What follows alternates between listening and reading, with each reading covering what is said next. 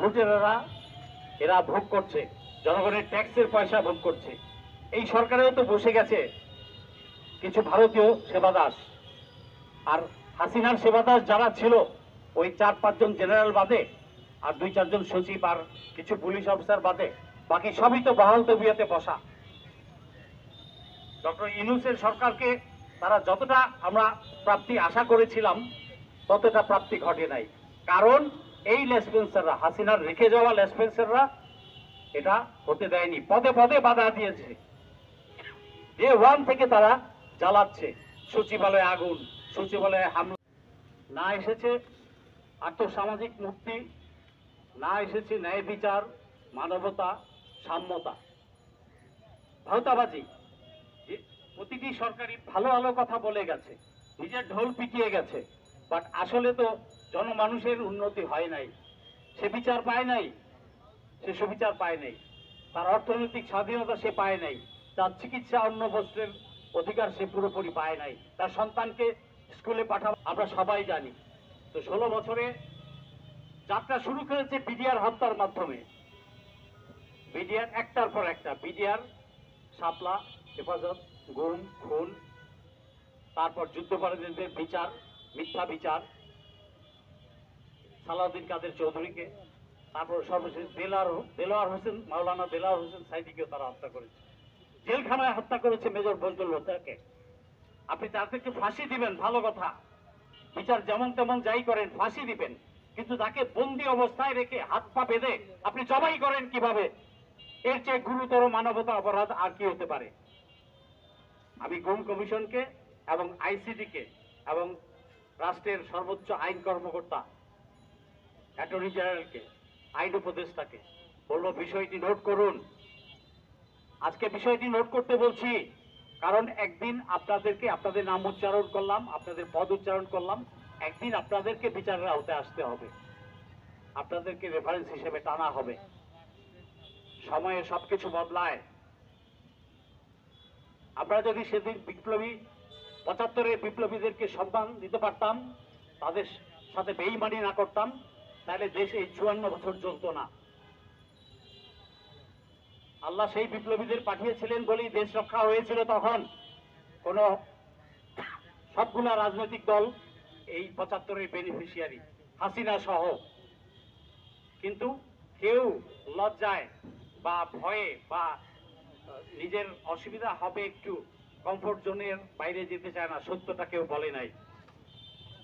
আমরা যারা 60 ঊর্ধ্ব মানুষ আমরা জানি এখানে অনেকেরই বয়স 60-এর নিচে। তো যাই হোক, এই সমস্ত সকল হত্যার বিচার হতে হবে, সকল গুম খুনের বিচার হতে হবে, সকল লুটপাটের বিচার হতে হবে, দুর্নীতির বিচার হতে হবে, সকল অন্যায়ের বিচার হতে হবে। হাসিনা পালিয়েছে, সংবিধানটা সাথে নিয়ে করেই পালিয়েছে। সরকারটা যেভাবে গঠন হওয়া উচিত ছিল সেটা হয়নি। যা হোক, পথ তো চলেছে 1 বছর, তো সামনের পথ চলার জন্য ইন্টারিম গভর্নমেন্টকে আমি অনুরোধ করব সামনের দিনগুলোতে যাতে সঠিক কাজ করতে পারেন, সংস্কারটা এগিয়ে নিতে পারেন, বিচারের কাজ আরো ভালোভাবে সঠিকভাবে যাতে এগিয়ে যেতে পারে সেই দিকে নজর দিবেন। আইসিটিকে অনুরোধ করব বিচারের জন্য যতটা করা সম্ভব জনগণকে সাথে নিয়ে আপনারা ততটাই শক্তভাবে করবেন, কাউকে ছাড় দিবেন না। গুম খুন কমিশনের কাজ তারা যতটা শুনেছে অনেক ভালো কাজ করেছে, বাট তাদেরকে আরো দেখতে হবে কোথায় কতটুকু কাকে আইনের আওতায় আনা যায়। আমি জুলাই শহীদদের প্রতি শ্রদ্ধা জানাচ্ছি, আহতদের প্রতি এবং পঙ্গু অঙ্গহানি যাদের হয়েছে সবার প্রতি আমার সমবেদনা, পরিবারগুলোর প্রতি আমার সমবেদনা। দুঃখ লাগে তাদের চিকিৎসার দিকটা ভালোভাবে আজও দেখা হয়নি। ওই রক্ত দিয়েছে আমজনতা, ছাত্র জনতা, কুলিক আমার, শ্রমিক মজুর, আর লুটেরারা এরা ভোগ করছে, জনগণের ট্যাক্সের পয়সা ভোগ করছে। এই সরকারেও তো বসে গেছে কিছু ভারতীয় সেবাদাস, আর হাসিনার সেবাদাস যারা ছিল ওই 4-5 জন জেনারেল বাদে আর 2-4 জন সচিব আর কিছু পুলিশ অফিসার বাদে বাকি সবই তো বহাল তবিয়তে বসা। ডক্টর ইউনূসের সরকারকে তারা যতটা আমরা প্রাপ্তি আশা করেছিলাম ততটা প্রাপ্তি ঘটে নাই।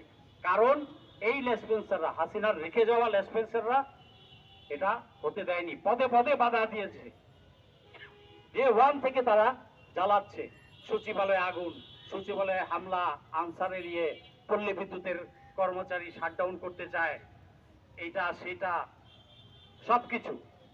এমনকি এই 2-3 দিন আগে দেশের মান সম্মান খুঁয়ে দিয়ে আমেরিকাতেও জাতিসংঘের ওখানে গেছেন ডক্টর ইউনূস সরকার এবং সব দলের প্রতিনিধি নিয়ে, সেখানেও তারা অপমানজনক কাজ করেছে, দেশের নাম মান সম্মান তারা ডুবিয়েছে। হাসিনা ওই পারে বসে রিমোট কন্ট্রোলে তার চেলা চামচা দিয়ে এই ডিস্টারবেন্স গুলা করে যাচ্ছে। আর গদিতে বসা, আমার আপনার বেতন খেয়ে চেয়ারে বসা যেগুলো আছে এগুলা নাকে তেল দিয়ে ঘুমাচ্ছে। এরা দেখছে না এদের কোনো হোমওয়ার্ক নাই, অ্যাডভান্স প্ল্যানিং নাই, তাদের ইন্টেলিজেন্স নেটওয়ার্ক নাই, এদেরকে ধরতে পারছে না। কেন? আপনি মানুষকে ফেসবুকে একটা জিনিস লিখলে 24 ঘন্টার মধ্যে তুলে নিয়ে আসতে পারতেন, আর এখন কয়েকদিনের প্রিপারেশন নিয়ে এই আইটি যুগে বা পাড়ায় কয়েক ঘন্টার মুভ করার জড়ো হচ্ছে এক জায়গায়, সেটা আপনি টের পান না। এটা কিভাবে হয়? তার মানে হচ্ছে ওই লেসপেন্সারদের সহযোগিতা আছে, হাসিনার সাথে তার আওয়ামী লীগের সাথে সহযোগিতা আছে, নাহলে কিভাবে রাস্তায় মিছিল নিয়ে বের হয়? ওইখানে নিউ ইয়র্কে ডিম মারলো আর এখানে ফটাফট বের হয়ে গেল।